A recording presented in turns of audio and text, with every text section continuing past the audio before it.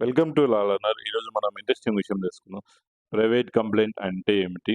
Private complaint ఎలా file చేయాలి? ఎవరి దగ్గర ఫైల్ చేయాలి అనే ఈ వీడియోలో మనం తెలుసుకుందాం.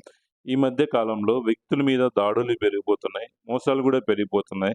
దాని ద్వారా పోలీస్ స్టేషన్‌లో కంప్లెయింట్స్ ఇవ్వడం గూడా పెరిగిపోతున్నాయని.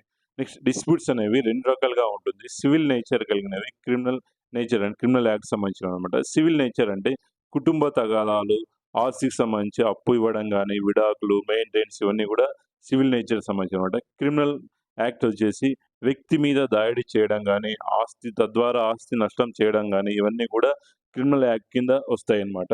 కొన్ని సందర్భాల్లో సివిల్ నేచర్ ఉండేవి గూడా క్రిమినల్ యాక్ట్ కింద వస్తాయన్నమాట.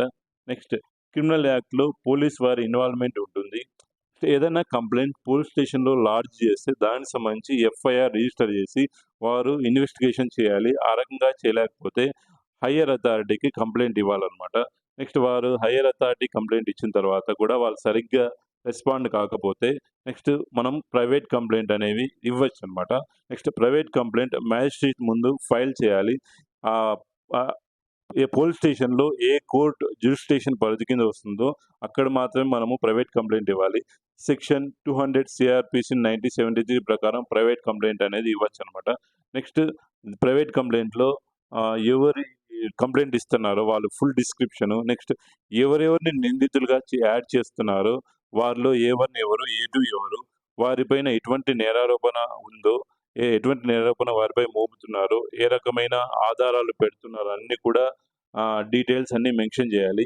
నెక్స్ట్ ఎక్కడ రిప్రజెంటేషన్ ఇచ్చాము, పోలీస్ స్టేషన్‌లో ఎక్కడ కంప్లెయింట్ ఇచ్చాము, దానికి సంబంధించి వాళ్ళు ఏ విధమైన ఫర్దర్ యాక్షన్ ఏ విధంగా తీసుకున్నారు, హైయర్ అథారిటీ దగ్గర వెళ్ళినప్పుడు వాళ్ళు ఏ విధంగా ఫర్దర్ యాక్షన్ తీసుకున్నారు అన్నీ కూడా కంప్లెయింట్‌లో మెన్షన్ చేయాలి. నెక్స్ట్ ప్రైవేట్ కంప్లెయింట్ డా డాక్యుమెంట్స్ బేస్ చేసుకొని కోర్ట్ వారు ఇన్‌చార్జ్ పోలీస్‌కి డైరెక్షన్స్ ఇస్తారనమాట. మరి ఎఫ్ఐఆర్ రిజిస్టర్ చేసి, ఇన్వెస్టిగేషన్ చేసి రిపోర్ట్ ఇవ్వమని కోర్ట్ వారు చెప్తారనమాట. ఇటువంటి అంశాల కోసం please subscribe my channel. Thank you for watching video. జై హింద్.